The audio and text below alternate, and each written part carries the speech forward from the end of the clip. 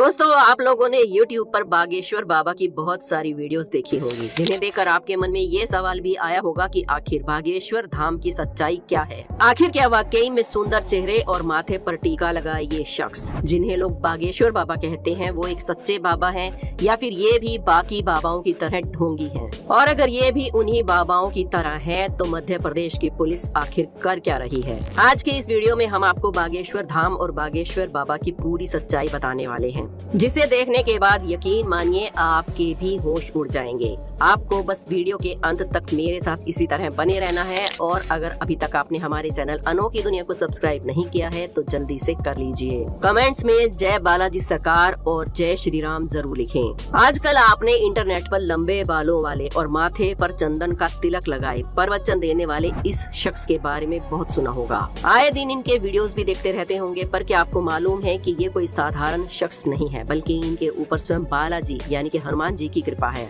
और इनके पास कुछ ऐसी शक्तियाँ भी हैं कि ये लोगों के मन की बात बिना बोले ही जान लेते हैं और उनकी समस्याओं को पहले से ही कागज पर लिख देते हैं। और आजकल तो ये भूत प्रेत भगाने के भी एक्सपर्ट हो गए हैं। आजकल सोशल मीडिया पर फेमस होना कोई बड़ी बात नहीं है। कुछ लोग आंख मारकर फेमस हो जाते हैं तो कुछ लोग रेलवे स्टेशन के बाहर बैठकर गाना गाकर फेमस हो जाते हैं, और शायद उनका नाम लेना जरूरी नहीं है। आप समझ ही गए होंगे हम किसकी बात कर रहे हैं। और कुछ लोग तो रातों रात यूं ही बिना ही कुछ किए फेमस हो जाते हैं। लेकिन जब बात बागेश्वर महाराज की आती है तो इनके लिए तो इनकी जिंदगी बाकी सबसे बहुत ही अलग है, क्योंकि ये फेमस होने के लिए चमत्कार नहीं करते, बल्कि इनके चमत्कारों के कारण ये फेमस होते चले जा रहे हैं। श्री बालाजी बागेश्वर धाम की देश में ही नहीं बल्कि विदेशों में भी बहुत चर्चाएं सुनने को मिलती हैं, लेकिन बहुत से लोग बागेश्वर धाम में होने वाले चमत्कारों की सच्चाई नहीं जानते। अगर बागेश्वर धाम की सच्चाई की बात करें तो आपको बता दें कि यहाँ के महाराज श्री धीरेन्द्र कृष्ण शास्त्री जी, जिनको आज पूरे देश में बालाजी सरकार के नाम से जाना जाता है, उनका जन्म मध्य प्रदेश के छतरपुर के एक छोटे से गांव में हुआ था। ये एक ब्राह्मण परिवार से ताल्लुक रखते हैं, लेकिन क्या आपको मालूम है कि आज धीरेन्द्र कृष्ण शास्त्री जी को पूरे देश में एक महान विद्वान और गुरु के रूप में जाना जाता है। असल में धीरेन्द्र कृष्ण शास्त्री भगवान शिव के अवतार हनुमान जी के परम भगत हैं, और उन्होंने 12 साल की छोटी सी उम्र से ही बालाजी की सेवा शुरू कर दी थी। और उसी तपस्या का प्रभाव है कि आज वो किसी भी इंसान के कष्टों को बिना बताए पर्चे में लिख देते हैं, जिसे देखकर लोग हैरत में पड़ जाते हैं कि आखिर बाबा को इनके कष्टों के बारे में पहले से ही कैसे मालूम चल जाता है। यहाँ तक कि धीरेन्द्र कृष्ण शास्त्री जी ये तक बता देते हैं कि आप क्या सोच रहे हो, और इनके द्वारा लिखा हुआ एक एक शब्द 100% सत्य होता है। आज तक इन्हें कोई भी झूठा साबित नहीं कर पाया है। आप लोगों में से बहुत से लोगों ने बागेश्वर धाम में अर्जी लगाने के बारे में तो जरूर सुना होगा, लेकिन क्या आपको मालूम है कि जिस भी व्यक्ति की अर्जी को श्री बालाजी सरकार स्वीकार कर लेते हैं, उस व्यक्ति को या फिर उसके परिवार के किसी भी व्यक्ति को लगातार 2 दिन तक सपने में बंदर दिखाई देते हैं। जी हाँ, हम मजाक नहीं कर रहे हैं, लोग वाकई में ऐसा कहते हैं कि उन्हें सपने में बंदर दिखाई दिए। जितने भी लोगों की अर्जी स्वीकार हुई, उनके सपने में बंदर अवश्य दिखाई दिए हैं। जब ये बात लोगों के बीच प्रचलित हुई तो बड़े बड़े न्यूज चैनल वाले बागेश्वर महाराज की और उनके दिव्य दरबार की शक्तियों के बारे में जानने के लिए उनके धाम पहुंच गए। लेकिन मीडिया वालों की बोलती तब बंद हो गई जब खुद बागेश्वर बाबा ने उनकी पोल खोल दी और पर्चे में लिख दिया कि आप लोग मीडिया से हैं और मेरी परीक्षा लेने आए हैं। जिसके बाद मीडिया वालों को बागेश्वर धाम से नतमस्तक होकर उल्टे पांव लौटना पड़ा।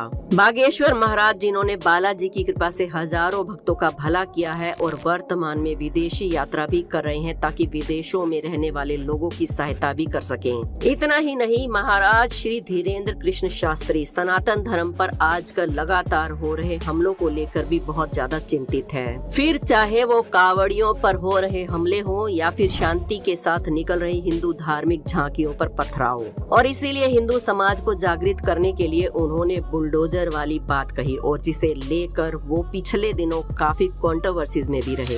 आपको बता दें कि बागेश्वर धाम भारत का एक प्रसिद्ध तीर्थ स्थल भी है और यहाँ पर बालाजी सरकार की कृपा है। बागेश्वर महाराज की महिमा अपरंपार है। कहा जाता है कि बागेश्वर धाम में जो कोई भी जाता है वो खाली हाथ नहीं लौटता। बागेश्वर बाबा जी हमेशा लोगों की झोली भरते रहे हैं और भरते रहेंगे। बागेश्वर धाम के पुजारी पंडित धीरेन्द्र कृष्ण शास्त्री जी का कहना है कि ये भारत का एकमात्र ऐसा चमत्कारी धाम है जिसके चमत्कारों को समझने के लिए अभी साइंस और टेक्नोलॉजी को काफी और समय लगेगा। यानी कि साइंस अभी बागेश्वर धाम के चमत्कारों को समझने की क्षमता तक नहीं पहुंच पाई है। लोग ये जानकर हैरान हो जाते हैं कि कैसे कोई व्यक्ति बिना बताए लोगों की मन की बात जान सकता है और उनकी परेशानियों को पहले से ही पर्चे में लिख सकता है। पंडित धीरेन्द्र कृष्ण शास्त्री जी ने अपने एक इंटरव्यू में बताया कि उनका परिवार पिछले 3 पीढ़ियों से यही काम कर रहा है। उनके दादाजी भी यहीं पर दरबार लगाते थे और लोगों के कष्टों की अर्जी हनुमान जी के सामने लगाते थे।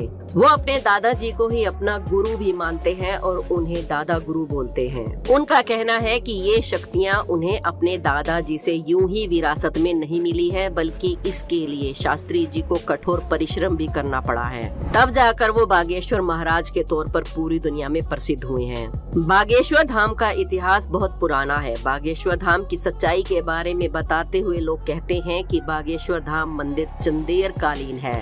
सन 1986 में गांव वालों ने इस मंदिर का पुनः निर्माण करवाया और यहाँ पर राम कथा होने लगी। इसी तरह बागेश्वर धाम चर्चाओं में आने लगा और फिर यहाँ विशाल भंडारों का आयोजन होने लगा, जिसके बाद बागेश्वर धाम की लोकप्रियता बढ़ती चली गई और फिर बाबा यहाँ झाड़ फूक का काम भी करने लगे। आज बागेश्वर धाम को संभालने वाले श्री धीरेन्द्र कृष्ण शास्त्री का जन्म 4 जुलाई 1996 को मध्य प्रदेश के छतरपुर में हुआ था। जब वो छोटे थे तो उनका बचपन साधारण बच्चों की तरह बीता। उन्होंने अपनी 8वीं तक की पढ़ाई गांव में ही की और फिर आगे की शिक्षा के लिए वो गांव से शहर चले गए। लेकिन हनुमान जी के प्रति उनका प्यार इतना ज्यादा था कि वो हनुमान जी की भक्ति में बचपन से ही लीन हो गए, जिसके बाद उन्हें कुछ भी दिखाई और सुनाई नहीं देता था। रामायण और महाभारत जैसे काव्यों का अध्ययन उन्होंने बचपन में ही कर लिया था।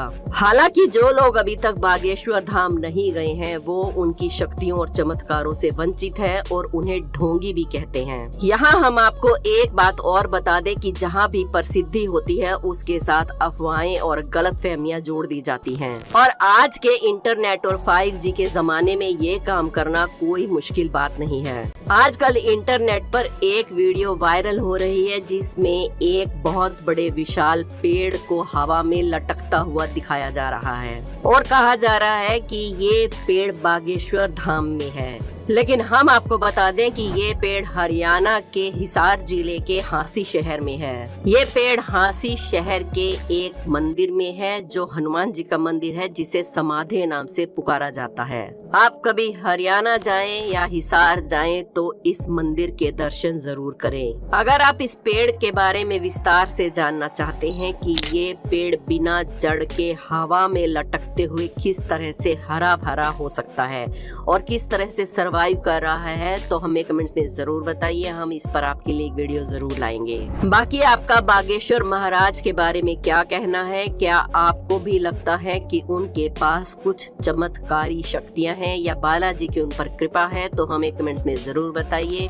हमारे चैनल अनोखी दुनिया को सब्सक्राइब करके बेल आइकन को प्रेस करना ना भूलें। कमेंट्स में जय श्री राम जरूर लिखें। कल फिर मिलेंगे। जय श्री राम।